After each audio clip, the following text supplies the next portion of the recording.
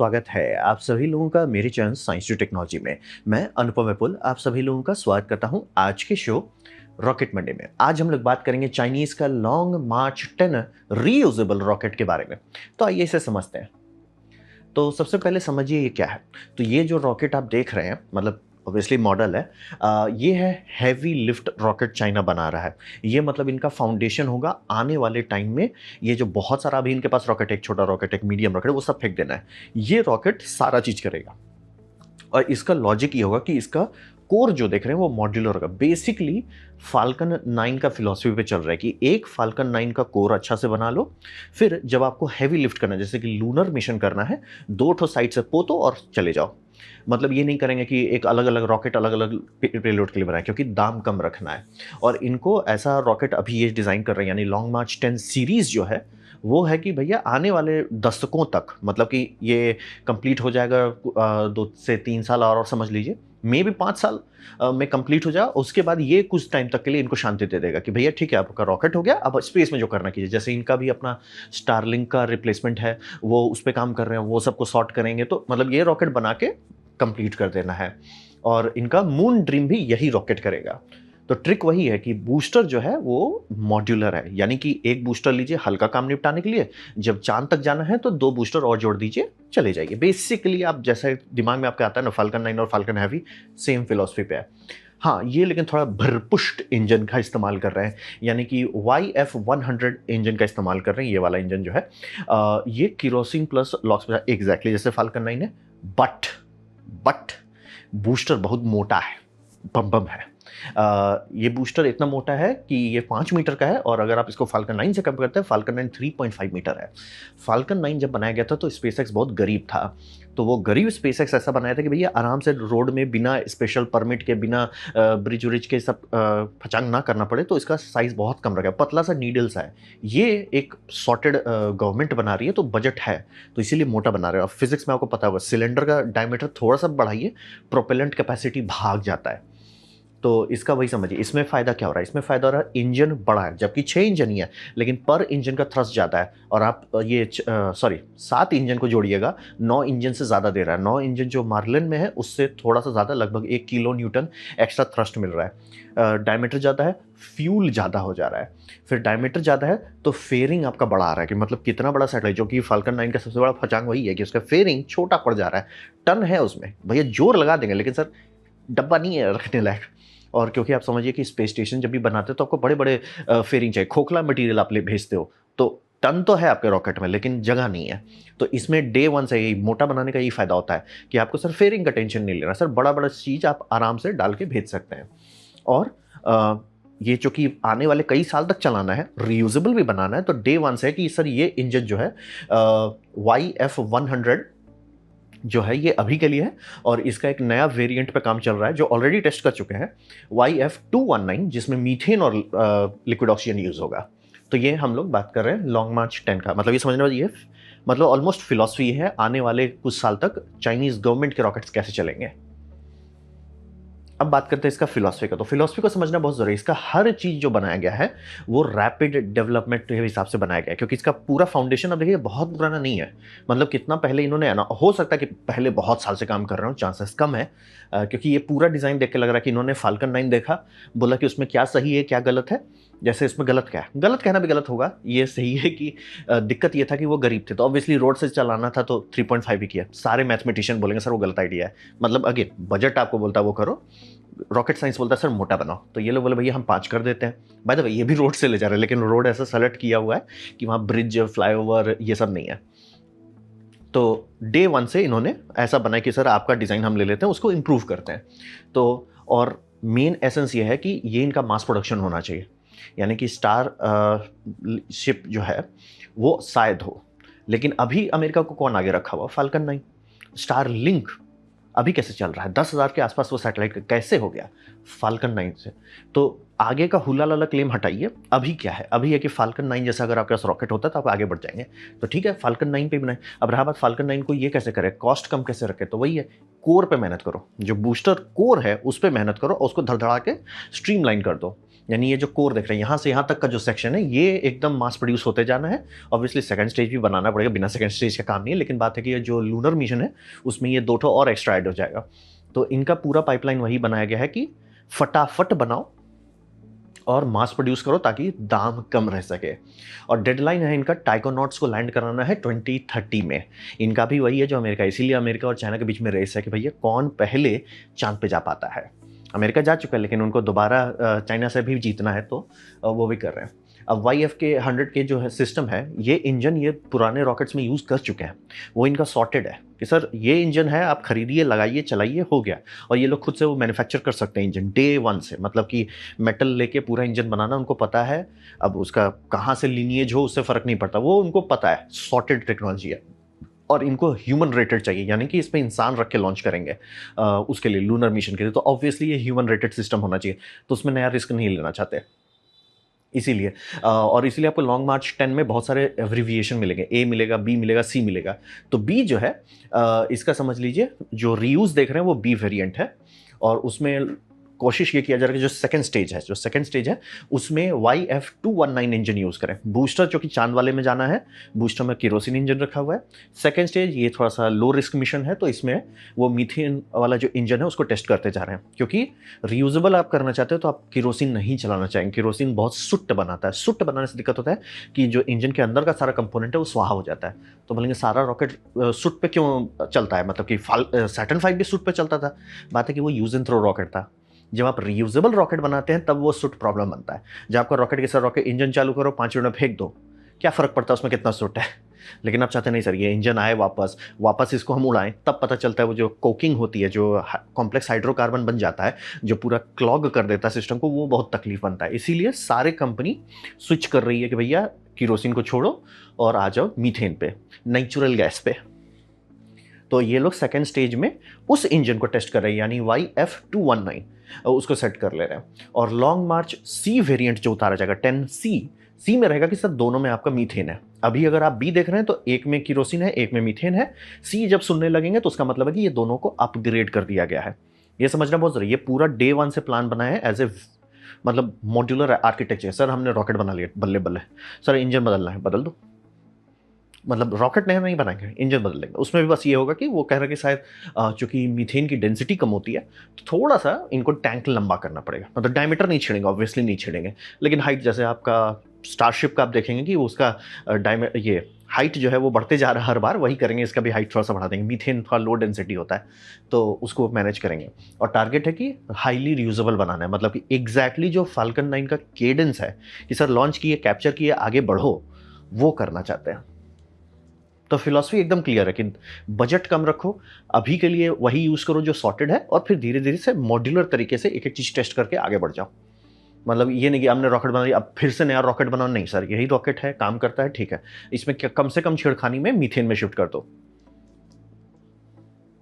अब बात करते हैं रिकवरी, ये जो इन्होंने रिकवर कर लिया, तो रिकवरी में ये समझिए कि यहाँ पे इनका एक पेनल्टी है। ये जो बोट है, ये बार्ज जो है, ये बहुत महंगा है, ये इनका पेनल्टी है। अब रहा बात, मैं क्लियर कर देता हूँ, ये महंगा अमेरिकन के लिए, चाइनीज़ के लिए नहीं है, क्योंकि चाइना में बोट बनाने की इंडस्ट्री बहुत धड़धड़ा के आगे बढ़ गई है और वहाँ पे सस्ता में बनता है।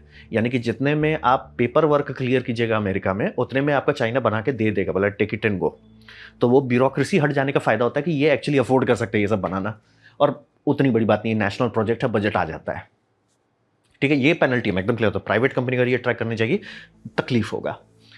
लेकिन जब बूस्टर का आप बात करें तो बूस्टर भारी है, क्यों, पहले बोले ना आपका मोटा है, वहीं भारी हो गया, फिर ऊपर से आपका हाइट भी थोड़ा सा ये कर रहे हैं, तो भारी हो जाने के कारण दिक्कत आ रहा है कि 2 गुना वजन है। जब वो लैंड करने आ रहा है 2 गुना ज़्यादा वजन है, तो 2 गुना ज़्यादा वजन पे आप कैसे लैंड कराओगे। सब लोग बोलेंगे लेग लगा दो। लेग में दिक्कत ये होता है कि वो मेटल को कंप्रेशन में डाल देता है, ये बहुत बड़ा समस्या है। आप कोई भी मेटल लीजिए, उसको कंप्रेशन में डालिएगा, वो बकल कर जाएगा। तो आप देख सकते हैं कि फाल्कन 9 का जो नीचे वाला काला सेक्शन है बहुत मोटा लगता है, मतलब रोबस्ट लगता है। कारण यही कि उस पर खूब सारा रीइंफोर्समेंट दिया है, टाइटेनियम का रीइंफोर्समेंट है, कार्बन फाइबर का रीइंफोर्समेंट, क्योंकि जैसे आप टांग डाले, ठीक है, टांग दबा, टांग थोड़ा सा शॉक एब्जॉर्ब किया, उसके बाद कहाँ जा रहा है रेसिडुअल एनर्जी, वो ट्यूब को क्रश कर रहा है। ट्यूब पे आपका वॉल को रीइंफोर्स करना पड़ता है। अगर वो इतना मोटा, इतना भारी चीज़ पे करते हैं, रॉकेट बहुत भारी और बहुत कम पावर का हो जाता है। यानी कि ये रॉकेट अभी इनका टारगेट है अर्ली वेरिएंट्स में कि आपका 16 टन रीयूजेबल मोड में ले जाएं, वो 16 टन आराम से हो जाता है, 12 टन तक आ जाता है रीयूजेबल में। फाल्कन 9 भी उतना उससे कम ही ले जाता है रीयूजेबल मोड में। यूज एंड थ्रो मोड हम लोग सुनते हैं जो 23 to 24 टन का है, वो यूज एंड थ्रो है, मतलब लॉन्च कर दीजिए, रिकवरी मत कीजिए। तो इनको है कि सर हमको फाल्कन 9 से आगे बढ़ना है, ठीक है, लेकिन टन रीयूजेबल होने के बाद भी ज़्यादा होना चाहिए, स्टारशिप से नहीं, फाल्कन 9 से। तो कैसे करें? तो बात वही है कि टांग आप इसमें नहीं डाल सकते, टांग बहुत भारी होगा, और टांग खुद ही भारी होगा, फिर जहाँ पे टांग आपका अटैच होगा वहाँ पे आपको स्ट्रक्चर देना होगा। ये अगर आप ध्यान से देखिए ब्लू ऑरिजिन के भी रॉकेट में जहाँ पे टांग जुड़ा हुआ है वो बहुत हष्ट-पुष्ट तंत्रों से कंप्रेशन में है, ऑब्वियसली मजबूत बनाना पड़ता है, क्योंकि मेटल कंप्रेशन नहीं झेलता है, कंक्रीट झेलता है, कंक्रीट कंप्रेशन धारावाही संभाल लेगा।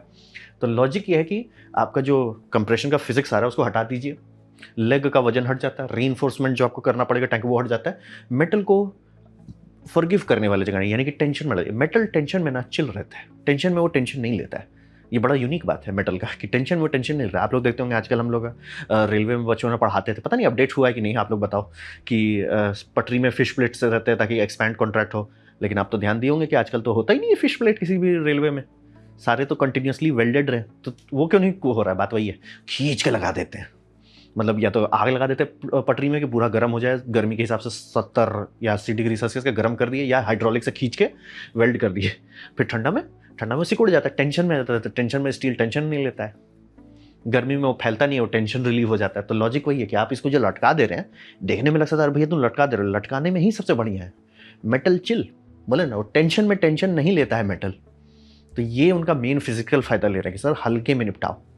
लॉजिक वही है कि सुनने में आपको लग सकता है कि अच्छा 1 या 2 टन जो आप एक्स्ट्रा कर रहे हो फाल्कन 9 विथ रीयूजेबल, उतना बड़ी बात है, फर्क पड़ेगा। यानी कि ये डे 1 से स्ट्रक्चर ऐसा बना रहे हैं कि ज़्यादा लंबा चल पाए, वो करना। और रहा बात नेट पे जो आ रहे हैं, ये जो आप हुक्स देख रहे हैं, ये नेट पे आने का फायदा होता है कि मिस अलाइनमेंट फॉरगिवेबल है, यानी कि आप थोड़ा सा इधर उधर आएंगे कोई दिक्कत नहीं, नेट वो ग्रेविटी का इस्तेमाल करके आपको सेंटर कर देगा, मतलब आपको लोड उतना नहीं लेना है कि एकदम परफेक्ट लाओ, परफेक्ट नहीं लाए तो कई बार हुआ है। अगर आप लोग देखे होंगे फाल्कन 9 का लैंडिंग का अर्ली अटेम्प्ट्स, लैंड के एकदम परफेक्ट नहीं आ रहा है, टुई, तो वो टुई ना हो इसलिए भैया लटका देते हैं, चिल रहो सर, झूलो। और उसके बाद नीचे और रस्सी भी आप वही इसीलिए दिया गया है कि वो सोए नहीं करने देते, हम आराम से, सर टेंशन नहीं लेने का है, आपको टेंशन में रख देंगे लेकिन आपको टेंशन नहीं लेना है।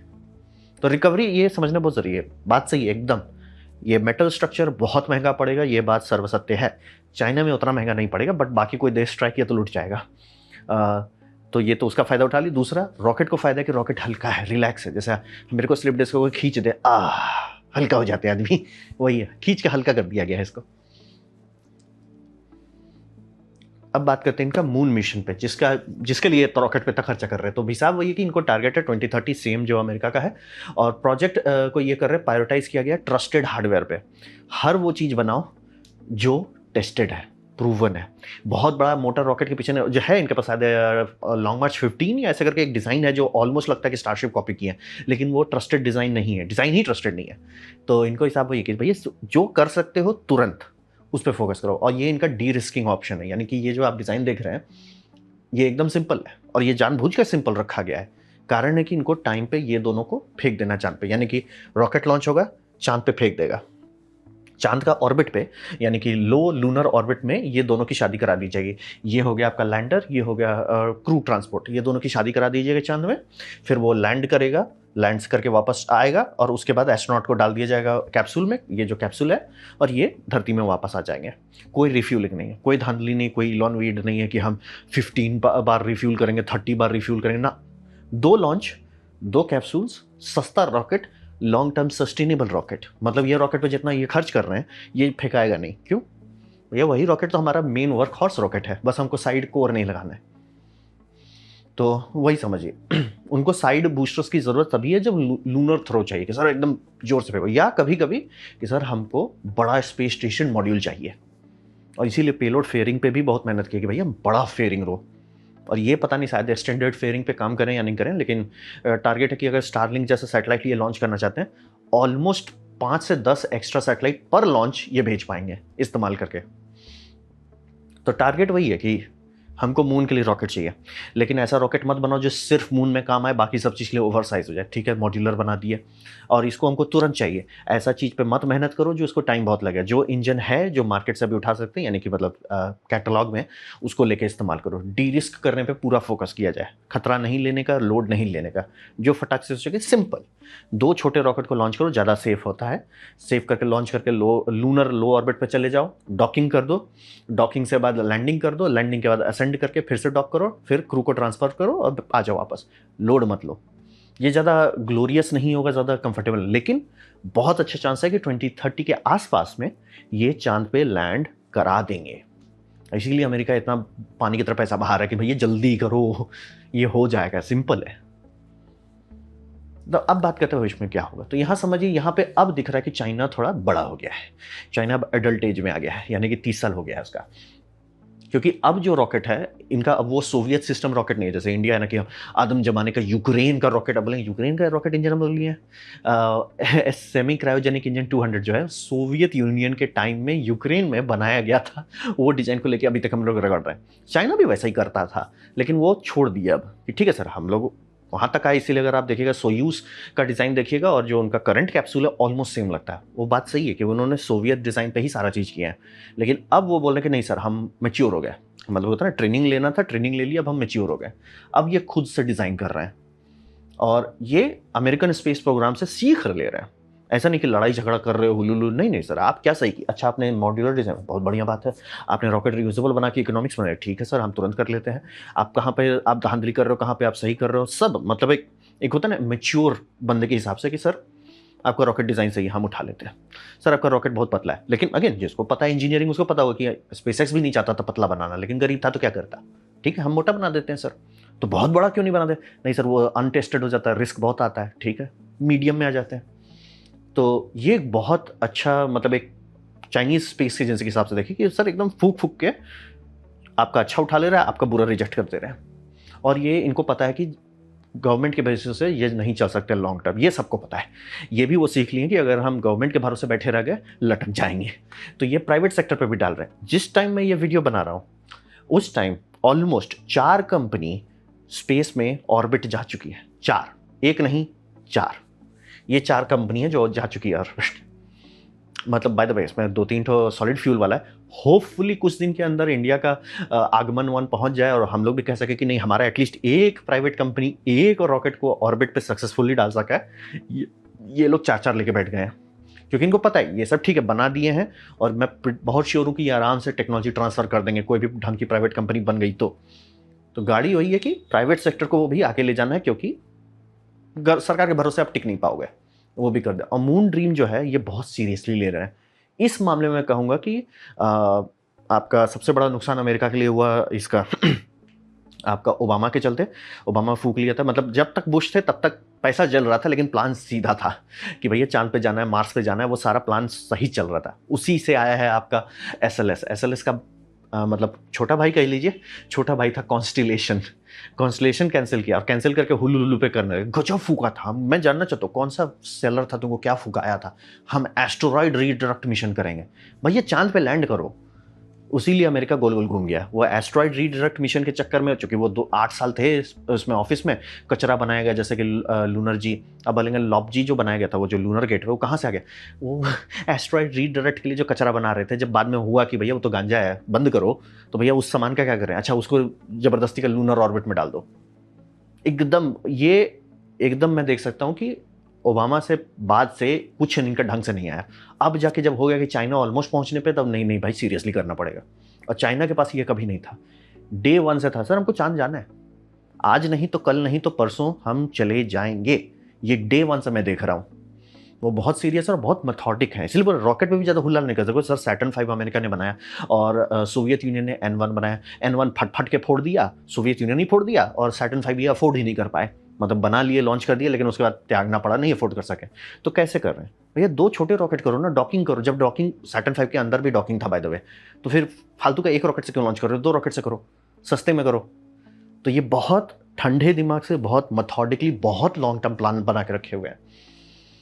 और ये प्राइवेट इनोवेशन को भी नहीं कर रहे हैं। बाय द वे ये भी मीथेन रॉकेट है, बहुत प्राइवेट इन पे चल रहा है, ये एक दो तो सॉलिड वाले हैं उस पर हम उतना ध्यान नहीं देंगे, लेकिन मीथेन इनका प्राइवेट कंपनी पहुंच गया सर, टिकट इनको हो गया। तो चाइना आने वाले टाइम पे बहुत मेहनत कर रहा है कि वो अमेरिका से इज्जत से भिड़ सके, धांधली करके नहीं, कॉपी पेस्ट नहीं। नहीं सर, आपने बनाया ठीक बोलते ना, यू बिल्ड इट फर्स्ट और यू बिल्ड इट बेटर। ये फाल्कन 9 से बेटर बिल्ड करने पे लगे हुए हैं कि सर हम बेटर बनाते ना। मैं एकदम क्लियर करता हूँ, केडेंस अभी नहीं मैच कर पाएंगे, अभी एटलीस्ट 5 साल तो इनको घिसना पड़ेगा, तब जाके ये रियूजेबल जाएगा, तब जाके शायद ऐसा हो जाए कि मे बी इसको हर हफ्ते लॉन्च कर पाए। 5 साल, वो भी मैं ऑप्टिमिस्टिकली बता रहा हूँ, लेकिन पहुंच जाएंगे। और प्राइवेट कंपनी भी जैसे ये सॉर्ट करते जाएंगे, प्राइवेट कंपनी भी धड़ धड़ धड़ करके रिफाइन करते जाएगी डिजाइन पे। तो आने वाला रेस काफी इंटरेस्टिंग होने वाला है चाइना और अमेरिका के बीच में। आप लोग बताइए, आपको क्या लगता है, अमेरिका पहले पहुंचेगा कि चाइना पहले पहुंचेगा? तो ये था मेरा प्रेजेंटेशन लॉन्ग मार्च चाइनीज रॉकेट के बारे में। उम्मीद करता हूँ आपको अच्छा लगा, कुछ सीखना होगा, कुछ समझ में आया। अगर ऐसा है लाइक कर दे, दोस्तों शेयर कर दो, उससे मेरा काफी भला होगा। नहीं अच्छा लगा, नहीं पसंद आया, कोई बात नहीं, आप डिसलाइक दबा सकते हैं। मैं कहूँगा डिसलाइक 2 बार दबाएं, उससे मुझे पता चलेगा कितना ना पसंद हुआ है। मैं आपसे कहूँगा कमेंट लिखें, मैं हर कमेंट को पढ़ने की कोशिश करता हूँ। आपसे कहूँ सब्सक्राइब कीजिए, बेल दबाइए, अगर आप फ्री हैं तो। आपने वीडियो देखा, जानकर मुझे बहुत खुशी हुई, धन्यवाद। इंजॉय किए तो हाइप कर दीजिए, एंड प्लीज सब्सक्राइब करो यार, मेरे को 400 के पहुंचाओ।